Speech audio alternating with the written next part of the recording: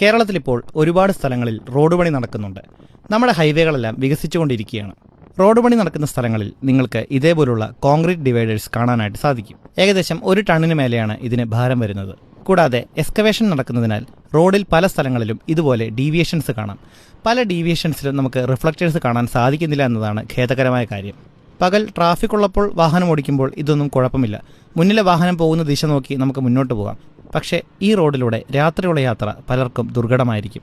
രാത്രി അത്യാവശ്യം നല്ല വേഗതയിൽ വരുന്ന പല വാഹനങ്ങളും ഈ ഡീവിയേഷൻസ് കണ്ടുകൊള്ളണമെന്നില്ല. ഇവിടെ കണ്ടില്ലേ, ഇവിടെ ഒരു മാർക്കിങ്ങും കൊടുത്തിട്ടില്ല. തിരുവനന്തപുരം കഴക്കൂട്ടം മുതൽ ആറ്റിങ്ങൽ വരെ പോകുന്ന റോഡാണിത്. രാത്രിയായാലും പകലായാലും വളരെ ബിസി ആയിട്ടുള്ള ഒരു ഹൈവേ ആണ്. മുന്നിലൊരു കാർ ഇടിച്ചു കിടക്കുന്ന കണ്ടില്ലേ? അത്യാവശ്യം നല്ല ഇടിയാണ് ആ വണ്ടിക്ക് കിട്ടിയിരിക്കുന്നത്. ഇടിച്ചിരിക്കുന്നതോ ആ കോൺക്രീറ്റ് ബ്ലോക്കിലും. ഞാനെന്തായാലും തിരിച്ചു വരുമ്പോൾ ബൈക്ക് നിർത്തി ഇറങ്ങി നോക്കി. അപകടങ്ങൾ കാണാനായിട്ട് ആർക്കും താല്പര്യം കാണില്ല. വളരെ വിഷമത്തോടെ തന്നെയാണ് ഞാനും ഈ കാഴ്ച കണ്ടത്.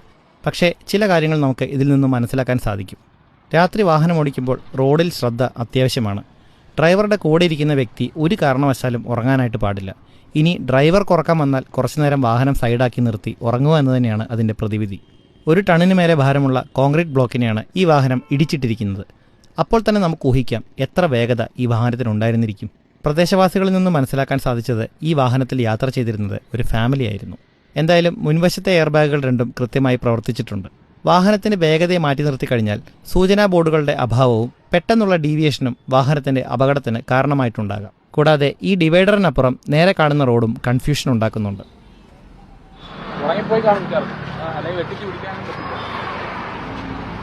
ഈ ഡ്രൈവർ പറയുന്നത് ഇവിടെ വെച്ചിട്ടുള്ള റിഫ്ലക്റ്റേഴ്സ് പോരാ എന്ന് തന്നെയാണ്. ദൂരേന്ന് തന്നെ ദിശാബോർഡുകളും റിഫ്ലക്റ്റേഴ്സും കുറച്ചുകൂടെ കൂടുതൽ കൊടുക്കണമായിരുന്നു. വളരെ വേഗത്തിൽ വരുന്നൊരു വാഹനത്തിന് പെട്ടെന്ന് കാണുന്ന ഡീവിയേഷൻ വളച്ചു പോകാൻ സാധിക്കണമെന്നില്ല. ഈ അപകടം നടക്കുമ്പോൾ ചില ആളുകൾ ഇവിടെ ഇരുന്ന് മദ്യപിച്ചു എന്നാണ് പ്രദേശവാസികൾ പറയുന്നത്. അവർ മദ്യപിച്ചതിൻ്റെ കുപ്പിയും അതുപോലെ തന്നെ പൊട്ടിയ ഗ്ലാസുകളും ഇവിടെ കാണാം. ആ കുപ്പിയിൽ ഇപ്പോഴും മദ്യമുണ്ട് താനും.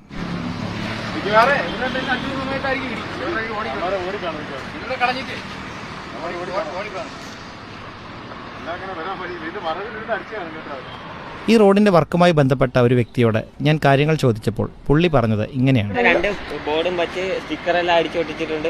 ബാക്കിൽ ഇടിച്ച് അങ്ങ് പോവാതിരിക്കാൻ ഇതിന്റെ ബാക്കിൽ ക്രാഷ് ബാരിയറെല്ലാം വെച്ചിട്ടുണ്ടായിരുന്നു. ഇതാണ്ട് നിങ്ങൾ കോൺക്രീറ്റ് അടിച്ച് അത്രയും തെറ്റിക്കണേ അവന്റെ വരക്കം എങ്ങനെ ഇരിക്കും? 1 ടണ്ണിന് പുറത്തുണ്ട് ഇടിച്ച് തെക്കാൻ. അതിനാണ് ഇതെല്ലാം വെച്ചിരിക്കുന്നത്. എന്തായാലും ആർക്കും ഇതുപോലുള്ള അപകടങ്ങൾ സംഭവിക്കാതിരിക്കട്ടെ. രാത്രി വാഹനം ഓടിക്കുന്നവർ പ്രത്യേകിച്ചും ശ്രദ്ധിച്ച് ഓടിക്കുക. മുന്നിലെ സീറ്റിൽ ഡ്രൈവറുടെ കൂടെ ഇരിക്കുന്ന വ്യക്തി തീർച്ചയായിട്ടും ഉറങ്ങാനും പാടില്ല. അതുപോലെ തന്നെ അയാളും റോഡിൽ ശ്രദ്ധാലുവായിരിക്കണം. സേഫായി ഡ്രൈവ് ചെയ്യൂ, സേഫായിരിക്കൂ. വീണ്ടും അടുത്തൊരു വീഡിയോയിൽ കാണാം.